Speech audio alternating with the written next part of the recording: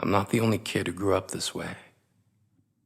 Surrounded by people who used to say that rhyme about sticks and stones. As if broken bones hurt more than the names we got called, and we got called them all. So we grew up believing no one would ever fall in love with us. That we'd be lonely forever.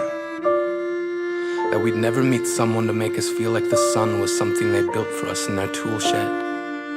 So broken heartstrings bled the blues as we tried to empty ourselves so we would feel nothing. Don't tell me that hurts less than a broken bone. That an ingrown life is something surgeons can cut away, that there's no way for it to metastasize, it does. She was 8 years old.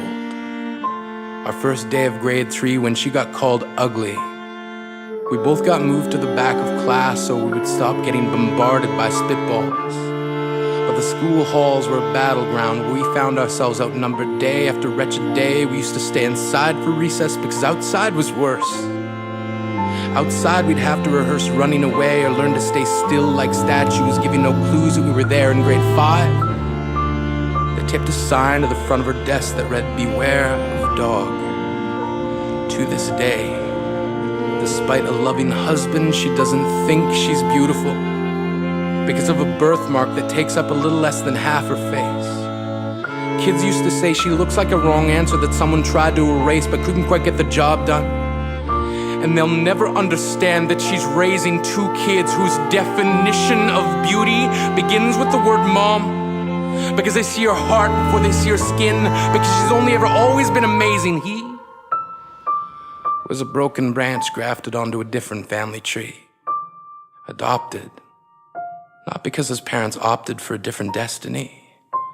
He was 3 when it became a mixed drink of 1 part left alone and 2 parts tragedy.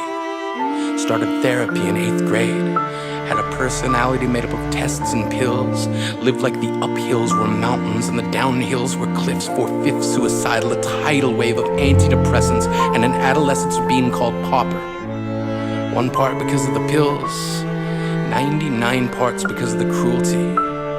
He tried to kill himself in grade 10 when a kid who could still go home to mom and dad had the audacity to tell him, "Get over it." As if depression is something that can be remedied by any of the contents found in a first aid kit. To this day, he is a stick of TNT lit from both ends. Could describe to in detail the way the sky bends in the moments before it's about to fall.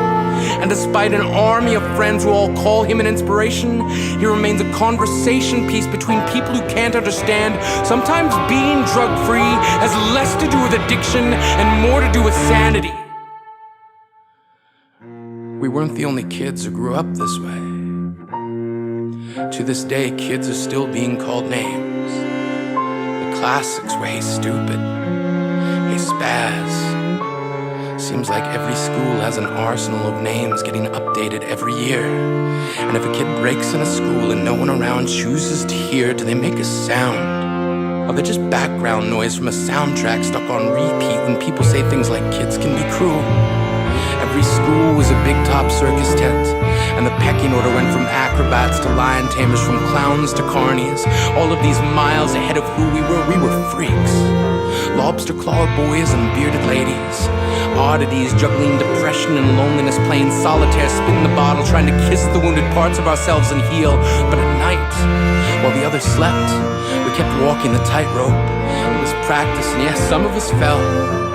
But I want to tell them that all of this is just debris left over when we finally decide to smash all the things we thought we used to be. And if you can't see anything beautiful about yourself, get a better mirror. Look a little closer. Stare a little longer.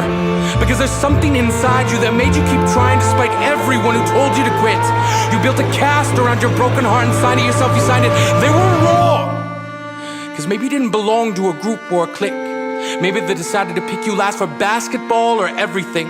Maybe you used to bring bruises and broken teeth to show and tell but never told. Because how can you hold your ground if everyone around you wants to bury you beneath it? You have to believe that they were wrong. They have to be wrong. Why else would we still be here? We grew up learning to cheer on the underdog because we see ourselves in them. We stay stem from a root planted in the belief that we are not what we were called. We are not abandoned cars stalled out and sitting empty on some highway. And if in some way we are, don't worry. We only got out to walk and get gas.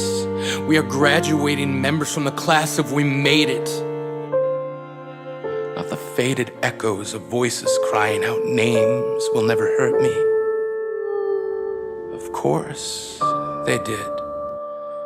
But our lives will only ever always continue to be a balancing act that has less to do with pain and more to do with beauty.